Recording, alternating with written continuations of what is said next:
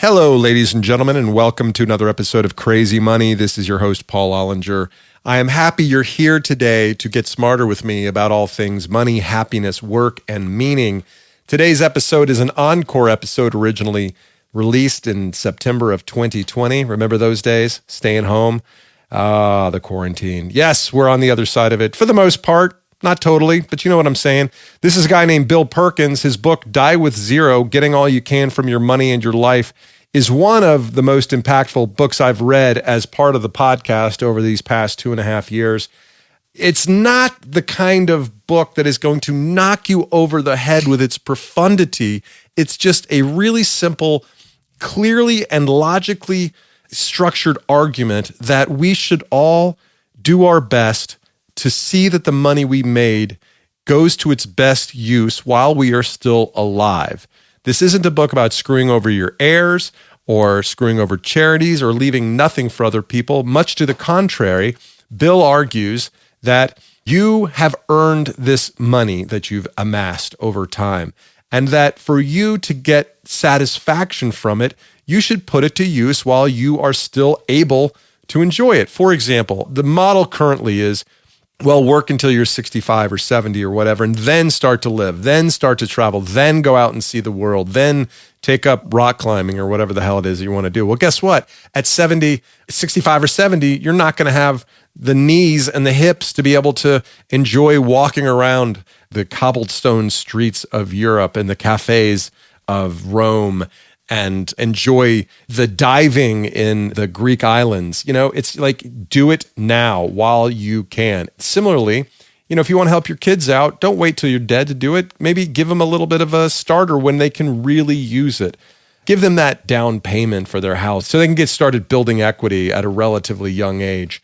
Similarly, make those donations to charity while you are alive, because then you get to have the satisfaction of seeing the work you do help someone else. All this stuff is really pretty simple if you think about it. But here's what I know. For every friend of mine that I've sent this book to, they've all said that their minds were pretty much blown, because as simple as all this stuff is, it really runs counter to the prevailing narratives about how you're supposed to manage your money as you get older in life. I'll tell you about Bill in just a second, but I want to acknowledge, yes, we've had a few encore episodes the past few weeks.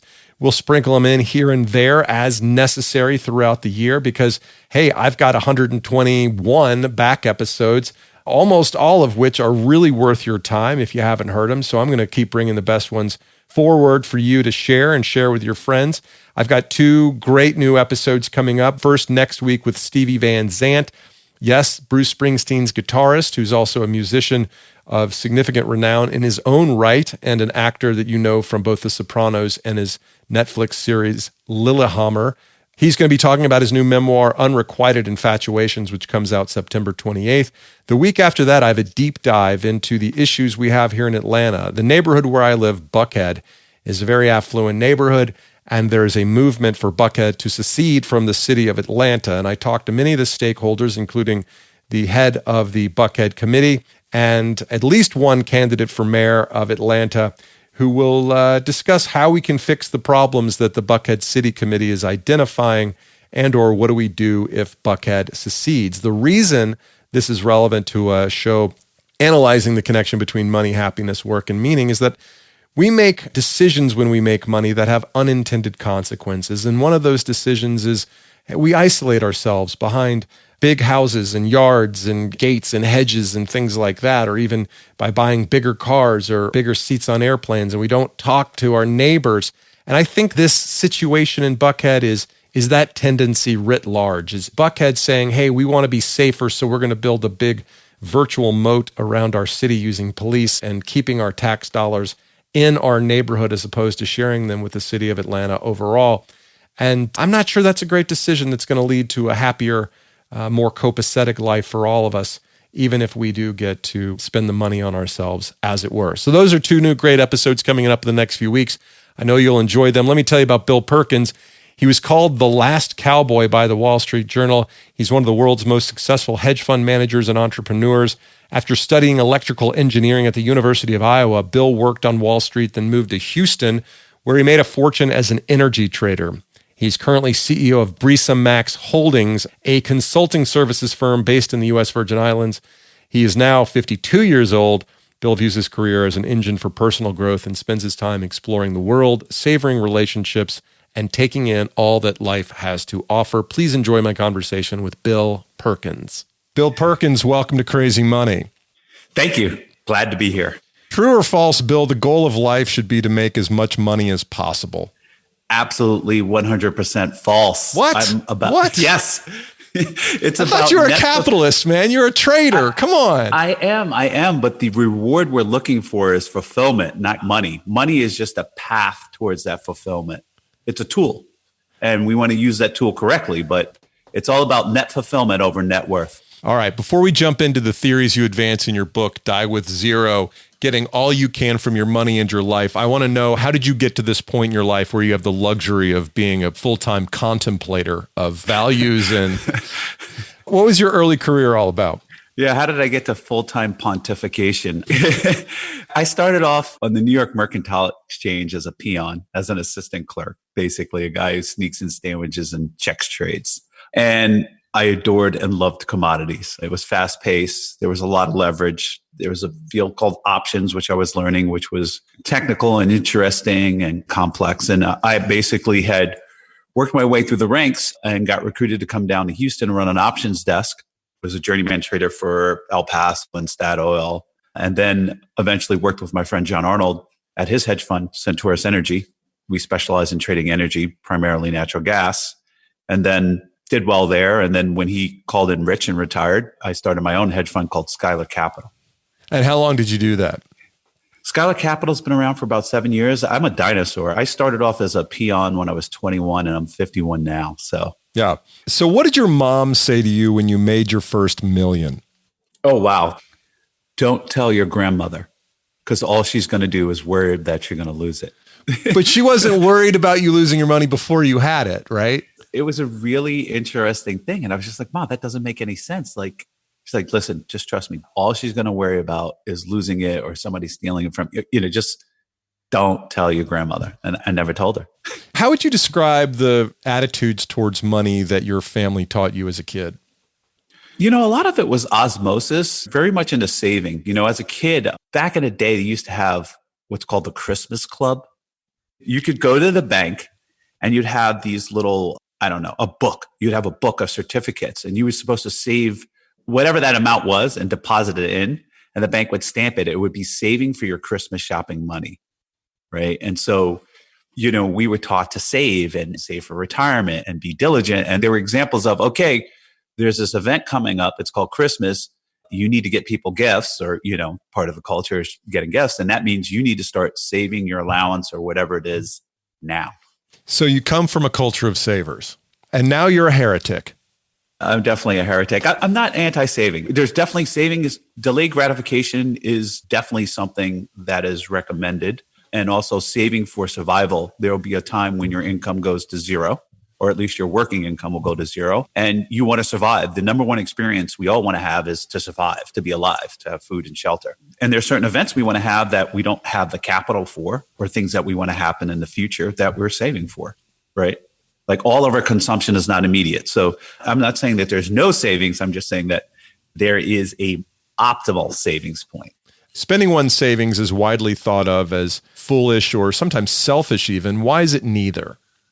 It's not foolish. It's not anything. It's a choice. It's basically each person has their own lifespan, their own health, how healthy they are, and their own goals and things that basically make them happy. And so when we're saving or consuming, right, we're just making choices on what do we want out of life. Usually we're saving it's something later. I want to go on a big cruise later in my life and it costs this much money. So I'm saving up. I'm not spending it on other things. Those things are not as valuable to me as a cruise in the future. I'm going to take the cruise, right? And that's an individual decision. The other person is like, I can't stand cruises. I'm not going on cruises when I'm 65. I'm going to sit in my house and play chess. I'm going to go to the club and go, wherever I am and go to Bali and party, right? I don't need cruise ship money later in life. And so that's why it's such an individual decision, right? It depends on who you are and what experiences you want to have in life and when you want to have them.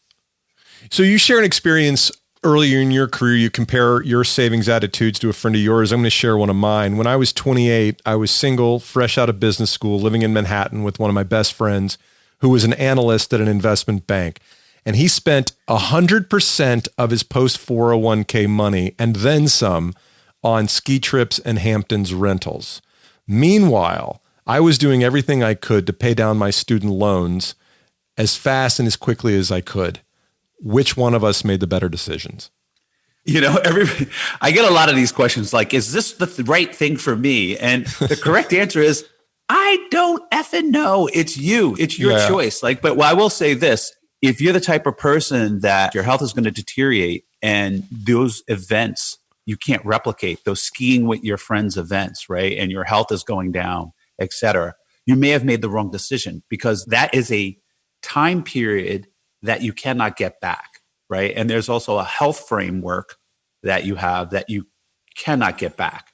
Basically, you're deteriorating just like I'm deteriorating, just like the next person to you is deteriorating.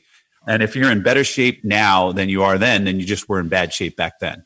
Right? And that's just the facts of life. Right? It might be true, actually. Right? A lot of people say, well, I'm in better shape, in the best shape in life. That means you were pretty much slacking earlier in life. That's all that means. Yeah. Right. And so that is something that you have to weigh. Like if you're like, listen, that doesn't turn me on. I really don't like hanging out with you guys. I don't love skiing. Then you made the right decision. Right. Or all these other activities that are there. You'll have an equal chance to do them later and save money and do more of those trips. But these are decisions that everyone has to go through, right? Like, do I go on a vacation with my daughters while they're 13 or do I save, et cetera? And I'm like, well, that's a personal decision. They're not going to want to go to Disney World with you when they're 18. They're not even going to want to hang out with you. You talk about bucket lists and things like that. And you made many other provocative points in the book that are worth considering. But the one point that really resonated with me is that you push all your readers to think about your kids' periods of lives as having expiration dates, essentially, as sad as that kind of sounds. But you say, make a list of the things you want to do with your kids in the next couple of years before they're out of this phase of their life. How did that dawn on you as something important to do? It hit me in many ways. I mean, now it's even hitting me harder now that they're teenagers. I'm literally begging them to spend time with me, right? It's like, I am the uncoolest, weirdest, most awkward person. But before I was a god, just 5 years ago, I was a god to them. But there was this movie, which I talk about in the book, a Poos Heffalump movie. It's a very sweet movie about friendship. There's certain kids' movies that you just love watching with your kids. And I enjoyed watching this movie with them. And I used to watch it often. And sometimes I would say, no, busy, et cetera. And then one day I'm like, hey, let's watch a Poos Heffalump movie. And my daughter's like, that's a baby's movie, Dad. I don't want to watch that. I'm going to go outside and do whatever. And it hit me like a ton of bricks. Like, that period is over. That is it. My sitting down and enjoying this movie with my daughters about friendship and kindness is done. This period has ended and we're in a new phase. And so the times I didn't watch with them, they're gone forever. That period's gone forever. And that happens not just with your daughters, also with yourself, your single years, your college years. You're hanging out with this group of friends and your frat buddies. You go on a different period of your life. And each phase of your life or category of your life has an expiration date. Some of them are not as hard and fast, like on December 25th, this is the end of X, right? But they do end. And in those phases, there are activities that are meant specifically for that phase. If you don't do them then, they're gone forever. Yeah. So the core idea of your book, and I'll paraphrase, and if I get it wrong, I ask you to correct me, but it's basically to say that your life is finite, so you should spend your money living before you die and it's too late. Why do some people oversave? Yeah, those who save too much. It's a great mystery on why this happens, right? You have a lot of after the fact rationalization of why I have too much money in the bank, right? I think a lot of it is fear and culture and training and habits. Those are what I would blame, right? Without being a psychoanalyst with a large study. People are afraid of the unknown. And so they try to act as their own insurance agent. If I save enough money, I can insure against every activity that is ever going to happen to me, which is right. baloney. It's BS, right? It's just not true. And it's very inefficient, right? You're giving up your life to be an insurance agent for yourself for these things you can't even possibly know the probability of them happen. And even if they happen, your savings will probably get wiped out anyway. So you won't save enough. But that's one. Two is habit, right? Like To be successful in a capitalist society, you need to provide value to other people. That's the basis of capitalism. I create something of value and then we exchange, right? And you have to get good at certain things. You have habits. You go to work. You study these things. You do these routines. You put in lots and lots of hours of doing this. And pretty soon you're on autopilot. You're good at it. You're moving along. And the reward gets replaced by this abstract called money, right? Because originally the reward was the things you were going to do with the money, right? Nobody buys a hammer just to have a bunch of hammers and keeps buying hammers. They buy hammers to build houses, right? Right. That's the tool, right? Yeah. And money is the tool. So with the case of money, people just keep collecting money. Yeah. Right. And that is not the goal. The goal is the experiences you choose to have with that money, whether it be giving to charity or building your house, going on a trip, putting your daughters through college, going to the club, whatever. I'm using a very broad definition of experiences, your choices, right? Right. But somehow along the way, there's this disconnect. How do you break out of it? Getting off autopilot is tough. And I think I suggest an exercise called time bucketing, like not having a bucket list, but a time bucket. It's like dividing your life into periods. It could be 5 year, 1 year to the grave. So let's say your expected death date, you look it up. You can buffer it any way you want. Let's say it's 87, you're 51. Let's break it down to 5 year increments. What experiences do I want to have in each 5 year increment?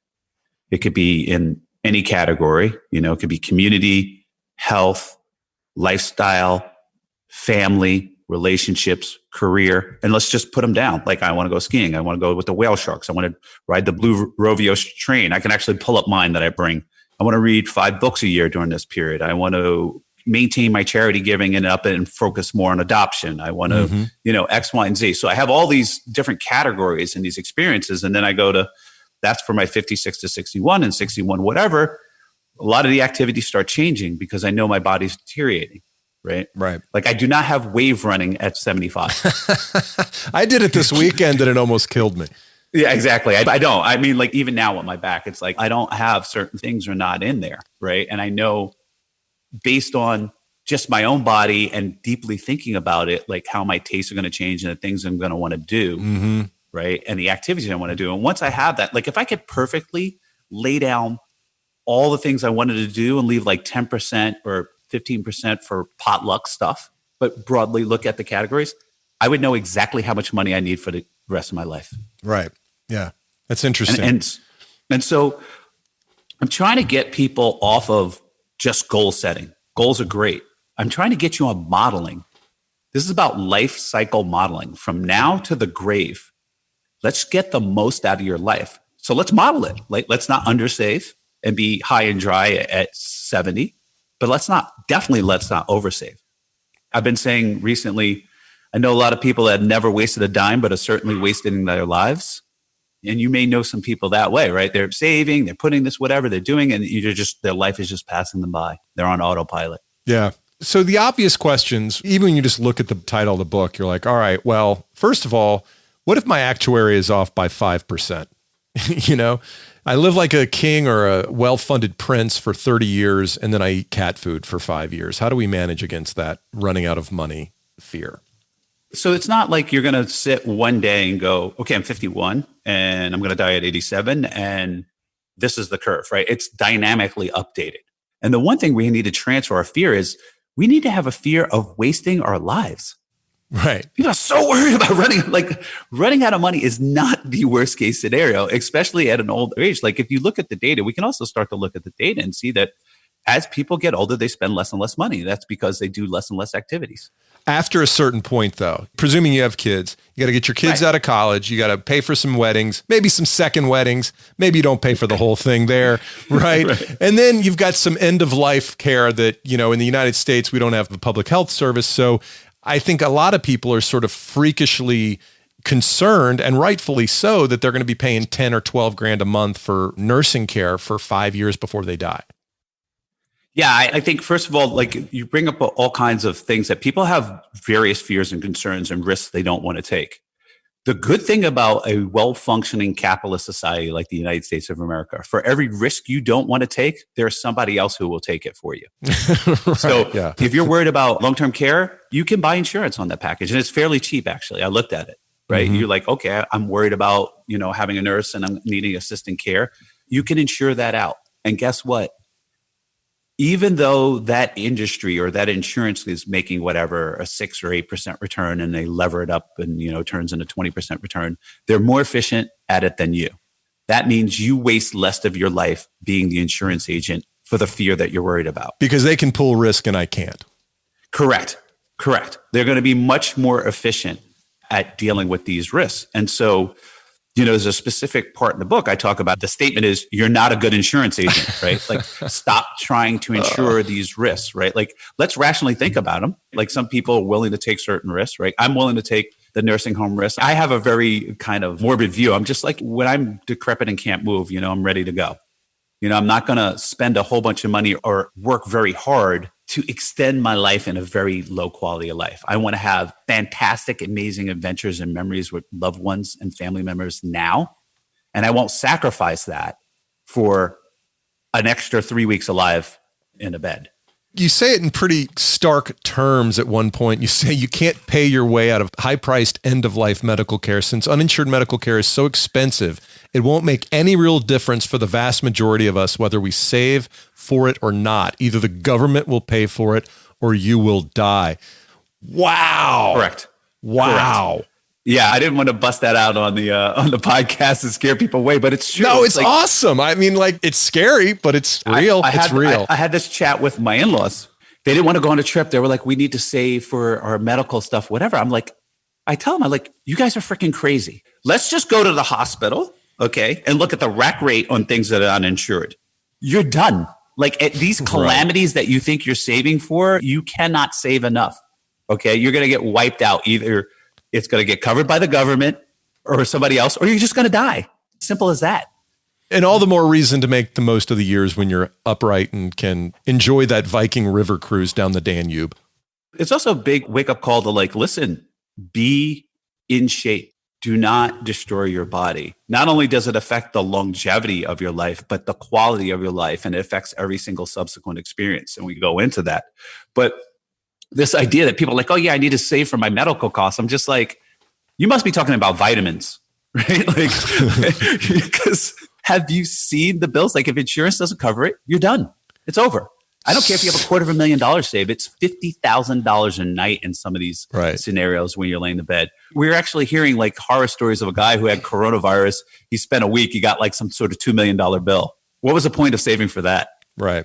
So when grandma's 85 and broke, we just drive her out to the desert with some trail mix and a bottle of Dasani and point her towards the setting sun. It's I love you, Grandma. I love you. Hydrate. Peace out, Grandma. Hydrate. Peace out. No, it's just that I want to be realistic about what we can save for and what risks we can mitigate and what risks we have to pool and allow other people to take on those risks for us. Right. And the structure, the technology that's available today. Before, there was no such thing as double bypass surgery. You just died. There are all sorts of ailments that now that you can extend your life and a lower quality of life that you just died. As we get older, the ability to keep your body alive, just your body, is amazing. And I went through this with my father, who had a stroke, went out, came to, but couldn't talk, was looking around, then went back into kind of quasi-comatose state. And the expenses were ripping through all various forms of insurance, like his insurance, then that capped out, then some special government, whatever insurance capped in, et cetera. And a lot of people don't know this. There is a massive amount of euthanasia that goes on in hospitals every day. And how so? What does that look like? So what happens is that you're in a state where there's a form of life that we don't know. Like, you can't respond, you can't whatever, but the machines are keeping you alive, they're breathing for you, et cetera. And we don't know if you're in pain or pain. And what the hospital staff does is that they give you morphine. Right. To ease the pain. But the morphine is really going to stop your heart. So they give you a big dose of morphine and then you die. I know there's probably families out there that are listening that have gone through this, but ask anybody in a hospital staff in that area in hospice or that type of care, that decision is made every single day. And on the record, it'll just say morphine given for pain. Right. But if you look at the dosage of morphine, basically it stops your heart and you die. Heavy stuff.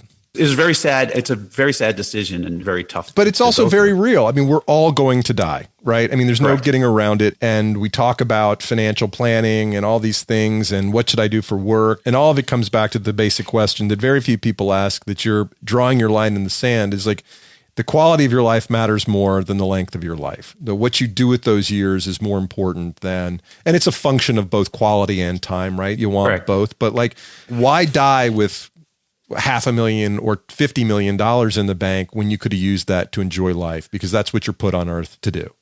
Yeah, you get one go around, right? There's no do-overs. You don't get to do your 20s over. You don't get to do your marriage over. You don't get, some of us wish we get it. So you want to use all your resources, your health, your body and mind, right? Mm-hmm. Your money and your time to get the most you can out of it. And I'm basically about proper resource allocation at the right times. People who are going to work, spending their time for money that they're never going to spend, are not allocating their time correctly. And they're definitely not allocating their money correctly along the curve of their life. They're coming up short in the game of life. They're not living as full a life as they possibly could. Okay, so let's say I'm 32, I've been trading or doing whatever it is, I'm a tech guy, I've made $10 million. Should I quit? Let's say I'm 36, I've made $40 million, or whatever the number is, $8 million, $3 million if you live someplace cheap. Like, when is the time for me to start decumulating my assets or choosing joy over work? There's two things. One, you can continue working as long as you continue spending. Right? If you like working and you're making $6 million a year and that makes you happy, that's fine. But make sure you also consume the $6 million. Nice. Right? And that consumption could be for yourself, your loved ones, or charity to live optimally. The second thing, it's not a number, it's a date.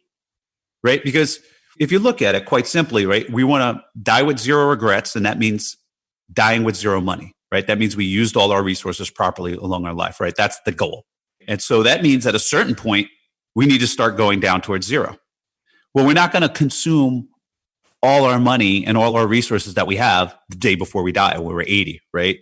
And obviously, since our bodies are deteriorating, certain experiences, we can't even have consumption, right? There's a certain point that you throw $1 trillion at a person, they can do nothing about it, right? They're in bed, they're in house, they're watching Jeopardy, they're eating tapioca pudding. And I'm using like my relatives as an example. And so what you start to realize is there's this curve. And this curve has an apex. And that apex is not related to a number, it's related to a date, and it's related to your biological age. It's a relationship between your biological age, the slope of your deterioration, and your death date. And so for most people, that's going to be, I think, the net worth is going to peak between 50 and 55. But everybody has a different death date. Everybody has a different health curve. Some of us are in fantastic shape, right? Like delaying gratification from 51 to 57 may not be that steep for them, right? And so they have more utility of money at 57 than another person. But another person at 51 who's, overweight, out of shape, smoking or whatever, the difference between them at 51 and 57 is drastic. They can't walk around the streets of Paris at 57. They can walk around the streets at 51. So they are not delaying gratification to 57 to go on trips to Paris and so on. And so it's highly individualistic, but we understand the shape and the curve for everybody. And that number is a date. So I say net worth peak is a date, not a number. Got it. All right, Bill, this is the most important question I've had. I've worked hard, I've saved my money, and I know you're telling me to spend it, but here's the thing. I don't feel like I deserve to spend it. Wow. This might be outside my area of expertise. I would say that you deserve to live and you deserve the fullest life possible. And you went and you earned that money so that you deserve to make the choices that fulfill you, whatever they may be. Not what I tell you what to do, but what you want to do. And so you have as much a right to life and a fulfilling, happy life as the next person. And I hate to tell you that it's not the earning the money that makes you happy, makes you a little bit happy, but it's what you do with it, what you do with that tool, right? And so if you don't feel that the consumption should be for you, then the time is now for the consumption to be for other people, the well in Africa, the starving kid, the adoption agency, whatever charity it is. But the time is now for you to live your best life. I'm sort of role playing there, not entirely, but sort of, because I think that one of the reasons people oversave is because they don't feel like they're worthy of reaping the benefits. They feel that it's selfish of them to do it. You give some examples of, you gave your grandmother $10,000. And she's one of these plastic on the sofa grandmothers. And if you don't have one, maybe you've met one in your life, listeners, but I certainly understand what you're talking about. And the only thing she did with that $10,000, as far as you could tell, was buy you a sweater, which cost about $50. What did you want her to do with that money? And why didn't she do anything with that money? Well, I hope she'd go on like a bus tour, get her friends together, take the girls out, crazy bingo night. I don't know, whatever grandparents do, right? Like I thought she would have an adventure and bring her friends along for the ride. And what I realized is that there's a much lower level of ability and desire to do these types of activities, right? That her ability to convert money into experiences was diminished. It would have been much better for me to pick experiences. Be like, hey, grandma, I'm taking you and your friends here. That would have been a much better gift, right? Oh, that's interesting. So that was in charge of the consumption. And it made me realize, I was like, wow, this is going to be me eventually. Right. The desire and the ability to convert money into experiences is going to go down. In the same way, you're making gifts to your mother. How are you hoping, or how has she used the money in ways that kind of fit what you're hoping for? When I first, I made it. I gave my mom money. She fixed her garden up, I was just like, there you go. Redrew the house. And I was just kind of like, wow, wow, really? That's the extent of, this is what I'm looking forward to. And I'm thinking that I'm not going to be that way, but actually these are my ancestors. I am going to be that way. Who am I kidding? Right. It's going to be like, I don't want to go anywhere. I want to watch Jeopardy. And, I want the grandkids to come to my house every year for Thanksgiving. Right. I never leave my house. Right. That type of thing. I'm not saying everybody's going to be that way, but it's a very, very stark and clear example of the inability to convert money into experiences. You mean later in life, especially? Later in life, as you get older. Okay, and this fits directly into the most obvious question, the one you say you get asked the most. Here's the headline when I review your book in the New York Times. Author advocates spending all his money before he dies, and boy, are his kids pissed. That is the number one question feedback I get. What about the kids? What about the kids? And I have a chapter called What About the Kids? So what about the kids, Bill? What about the goddamn kids? So the thing is that this book is about optimization. And when I'm talking about optimization of your money, I'm not talking about your kids' money. The money you're going to give to your kids, right? That's theirs.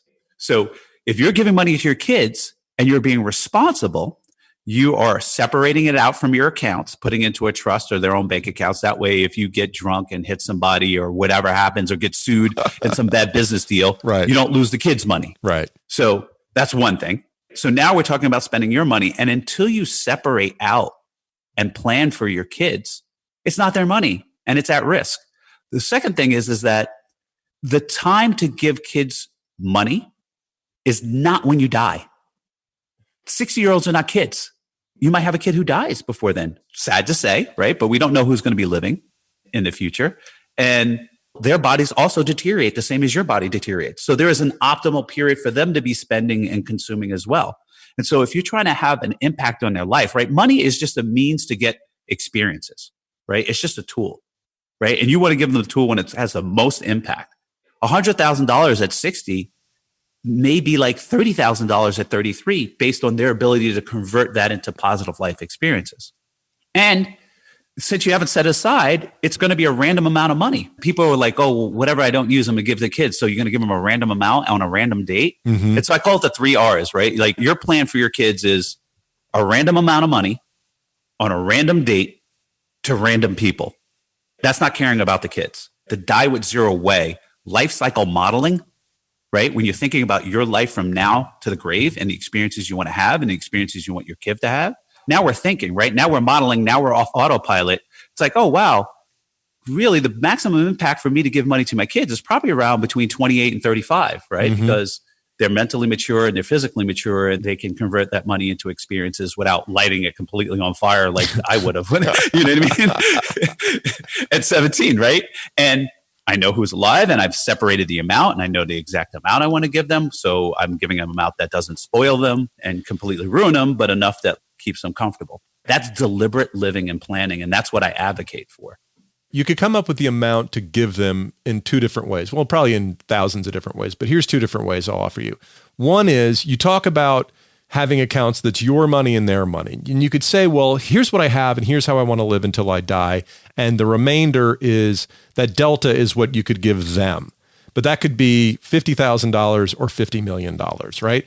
Or you could say, here's an amount of money that will do my kids the most amount of good, and then back that out, and then everything else is my money, and spread that out over the remaining years. Which is the way you approached it?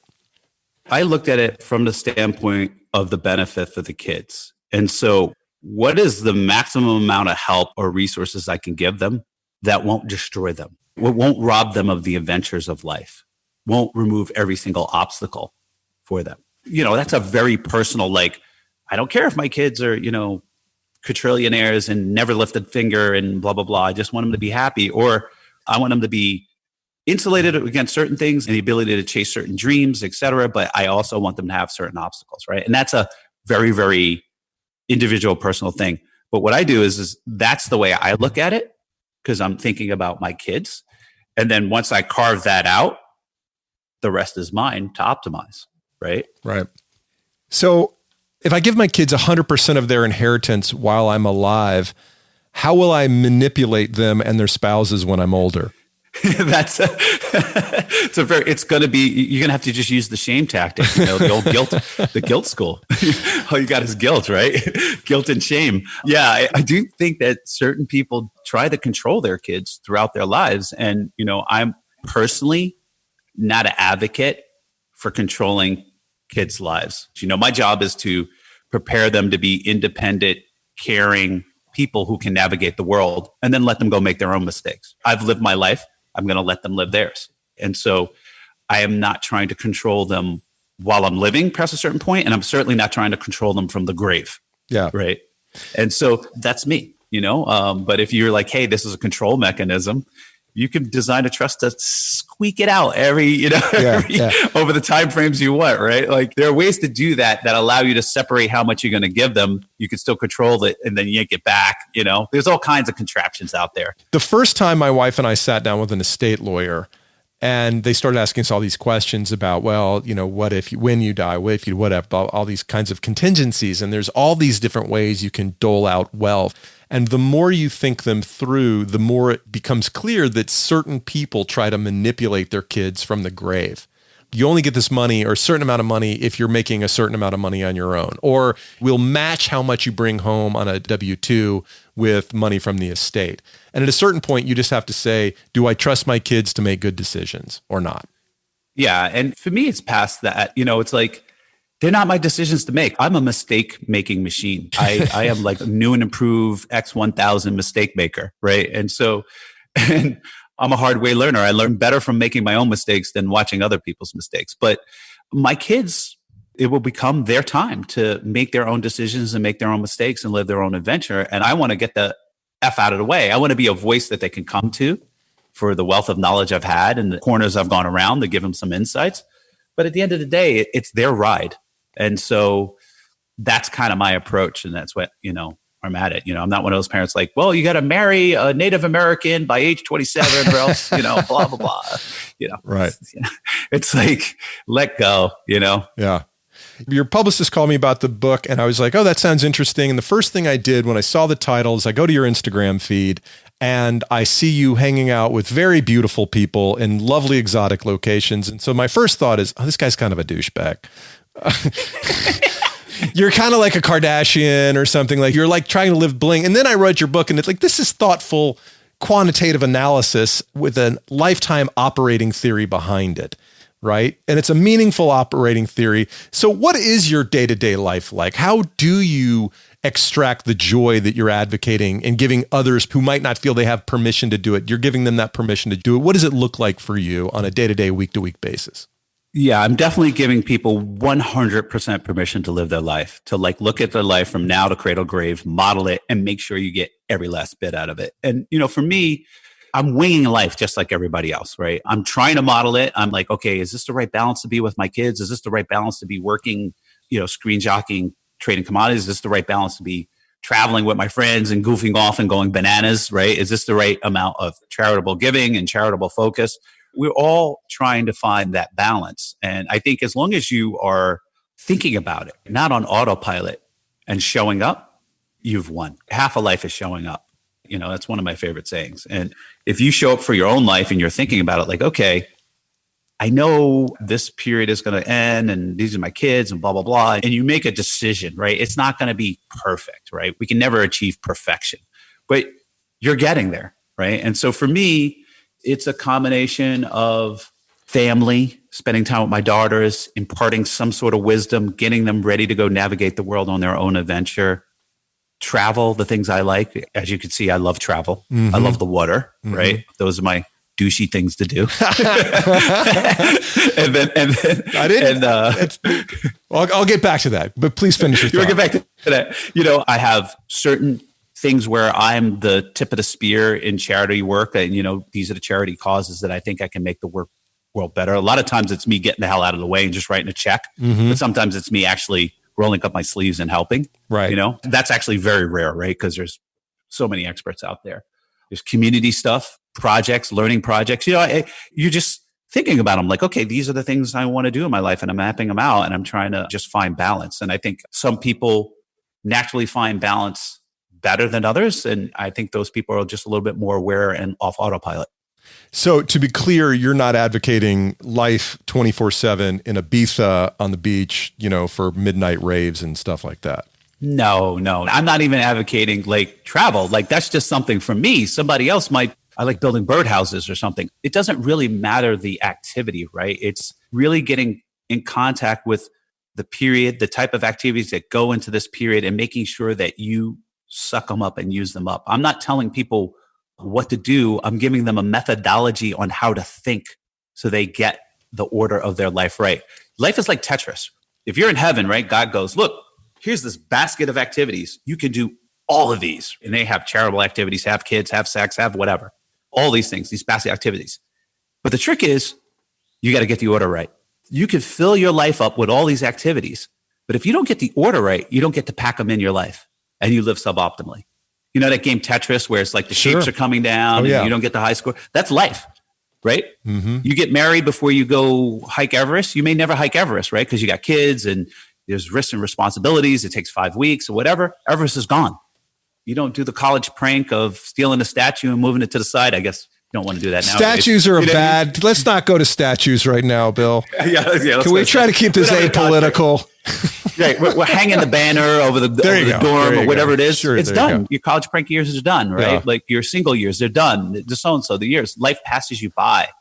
And you have dynamic decisions, right? That decisions and dynamic decisions are decisions that affect every subsequent decisions. One of the biggest dynamic decisions is getting married. You're not going out to the club raving with your boys. Well, at least maybe not, once you get married, once you have kids, that's a huge dynamic decision. Mm-hmm. I don't know how many times I'm hanging out with my friend, Dan. He's like, why are you leaving early? What are you going? I was like, I got to go to a soccer game. I'm flying. You're going to fly 3,000 miles to go to a soccer game? I'm like, why would you make that decision? Like, blah, blah, blah. I'm like, Dan, I made that decision 13 years ago. Right. I didn't know it then, but that's the decision I made 13 years ago. Right. And that's a dynamic decision. Right. So like my hanging out in Bali with my friends and staying an extra day, I got that order wrong. Maybe I should have been doing that beforehand than before I had kids. Right. Yeah. So you're very purposeful about the way you spend your money and the way you pace out your money. Tell me about your 45th birthday and why you decided to go large on that. Yeah. There's all these like cultural milestones like 50 and 40. And I was just one of those guys, like, I never thought I would make it to 30. I don't know why. I just had this like growing up in Jersey City, like I won't live past 30, Y2K. And so I've been doing well. And I was like, oh, I can't wait till 50. Like my mother's this age, there's friends I had. And I started thinking like, why am I delaying? I'm never really going to be able to get some of these people together. I may not know them. They may die. Mm-hmm. My mom is getting to that point where she don't want to travel or leave. And I just decided that life is for the living. The time is now. I'm going to create memories and the dividend of the experience is worth it. And so we didn't really talk about it that much, but there's a concept that I talk about, which is called memory dividends. Mm-hmm. When you have an experience, not only do you get to enjoy that experience when you're doing it, right? Let's say you went and played softball. You hit the game running home run and that felt great. You get to enjoy that experience and have an experience reliving that, talking about it, reminiscing about it, etc. Whether it be in your bed late at night, smiling that you hit the game-winning home run, or you're telling friends at dinner, like, hey, we played the softball game, the guy pitched whatever. And that's what I call the memory dividend.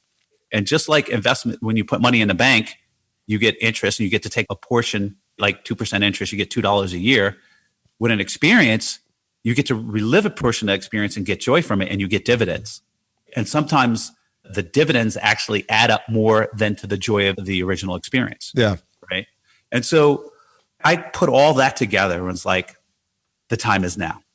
I'm going to go big. I'm going to invite all my friends down. We're going to have this great thing. And I'm going to have basically a deathbed memory on this trip. Right. Yeah. Well, I think life, you go through your 20s and you go to a lot of weddings for your friends. There's graduations and stuff before that. I didn't get married till I was 38. So maybe that extends through your 30s. Maybe a few people get married another time. Maybe you get into your early 40s. But at a certain point in your life, you don't have those kinds of life events that pull everybody together. And so you have to choose to create those kinds of events because they don't happen spontaneously. Correct. You have to make it happen. And these events, like when you sit down and you go to party or you're talking to people, right? Like I did a survey, 75% of the conversation were things that have happened, not things that are going on or not things that will happen, but things that have happened. That's a narrative of who you are. What makes you interesting? The story you have to tell, the experiences like, hey, I went to Bali. Don't go do this, go eat here, go there. Right. And so those experiences are kicking off dividends upon dividends upon dividends. So like, just like investing in the market, Buffett says, invest early, invest early, invest early. The same thing with investing in experiences. I say invest early right now. So you can take advantage of the memory dividend, and you want to make it happen. It's not going to happen by osmosis. Right? And plus you don't know what your capacity to enjoy those things in the future is going to be either. Which we've been talking about, the deterioration, right? Like I may not be able to do X, Y, and Z. This person may not enjoy it, et cetera. Like we all know that our ability to convert money into experiences diminishes as we age. That's just an axiom. And so that could be because of your attitude. That could be because of your inability to do it, your health, or your health is just bad enough so it's not enjoyable. Yeah. I tell people when I lived in Paris for a summer, I used to like we had this plan, like we're going to go live some city in the summer for 10 summers. And then maybe by the time I'm 50, I'll be interesting. Right. because I've gone and lived a bunch of places. Right. And so, hey man, you can go live in Tupelo, Mississippi for a summer and come out with some interesting experiences. Yeah. And anywhere but where I'm at. Right. And just learn the culture and stuff like that. And so I used to walk around Paris like 10, 12 miles a day, just soaking it in. All the neighborhoods. I used to walk to my immersion French class, walk back, walk all the way over to this place, like just walked everywhere. I can't do that now. I mean, I could do it. It would be less enjoyable. So after mile 6 or 7, I'm not enjoying it. So it's not the same Paris, right? The value proposition of Paris has diminished for me, right? I'm not saying it's not enjoyable. It's fun. Yeah, going to Paris at any age is going to be enjoyable. It just is not as enjoyable as it was 7 years ago. Right, yeah. And that's going to be the true for everyone. I usually give the example of St. Petersburg when I went to climb the 211 steps to go walk around the domes of the church, which they allow you to do, which is amazing because you get these amazing views and you walk around the church. All the tour buses with all the senior citizens, not a single person walked up the stairs. Not a single person over the age of, I would say 60, walked up the stairs. Yeah. My brother and I, and I'm one of 6, but my brother and I were in the position to take my parents to Rome where they'd always wanted to go, 20 years ago now. And my dad couldn't make the steps up to the top of the dome. And it was sad to see that, but we were still in Rome doing the best we could. And they had a great time. And that's one of those things. My dad passed away a few weeks ago, and looking through the pictures, thank you. I was looking through the pictures and I was like, I'm really glad we did that. I looked at all these pictures and there's not one time I thought about, and by the way, I also had a big 50th birthday party with a small number of friends in Jamaica, and we had an amazing time. And I will never regret $1 I spent on that trip. No. It doesn't, everybody's like, well, I don't like travel or whatever. There's something, right? These events of your life, there's these experiences that just go in this time period that you cannot delay and get the same value out of it. I'm not saying there's zero value. It's just not the same. And if we're thinking of our lives like a Sims character, like an avatar, and we're trying to get the most, right, the fullest life. Who knows that we're not, Bill? Yeah, exactly. We are in a simulation, right? We need to model and we need to allocate these experiences appropriately and we need to load them properly, or else we're just going to have a sim character that just doesn't get the maximum ride that they possibly could, right?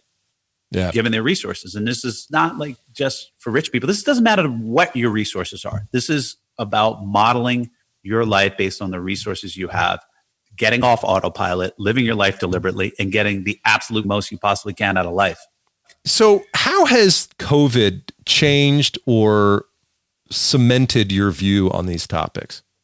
Oh, COVID has definitely cemented my view. One, it's given me pause to like think about, okay, what can I do now? What are those things that I want to do? What were the things I was delaying that are gone? And how does this all fit? It took the paradox of choice away, like this infinite choice box we have called life, right?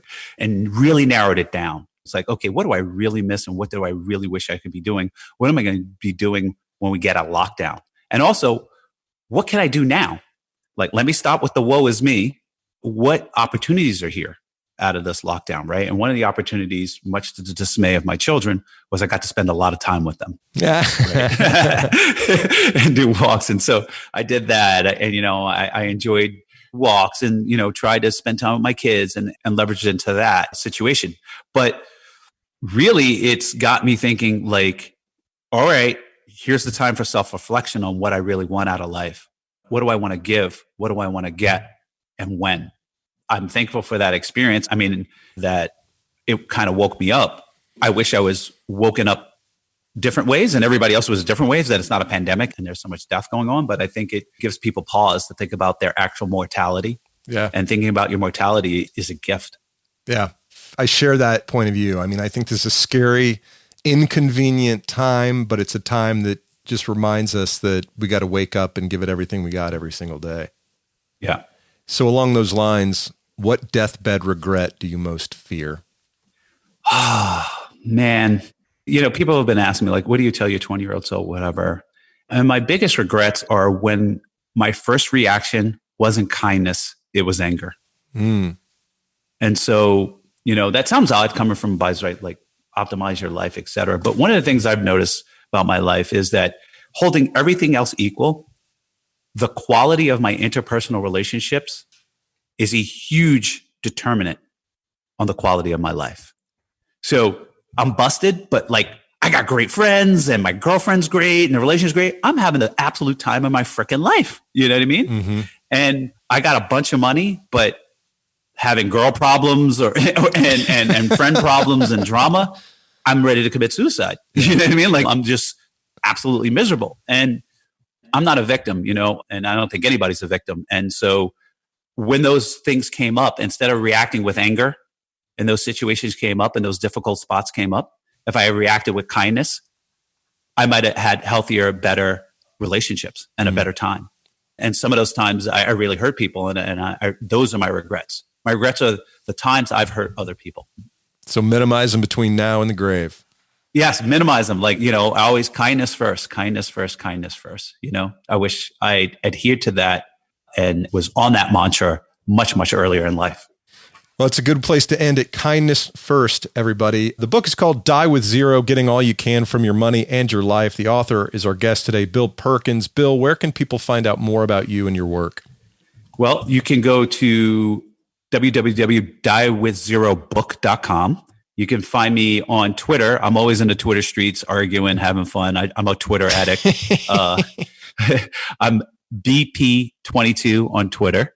And then if you want to check out some douchey shit, no, I'm just kidding. On Instagram. No, it's just basically a diary of my life and a lot of it, the highlights of my life. He just has a beautiful, beautiful girlfriend. That's all I'm saying. And it's pure. That's all. That's true. She is beautiful. You can go to my Instagram and it's just Bill Perkins. My name's Bill Perkins. on Instagram. My judgment just proves that I need to be thinking about kindness first, obviously. Yeah. I mean, I don't know. Some of the things I got to do, like there are things like you try and I'm just like, wow, this does feel kind of douchey. It's like when I bought a Lamborghini and I was like, I feel like a douche. I got to get rid of this car. Well, got rid of it. That's probably the right instinct, but that's okay. You live and you learn, man. I really appreciate your time. The book is very thoughtful. Listeners, it's worth your consideration. Check it out. Bill, really appreciate it. Take it easy. Thanks for having me. I love it.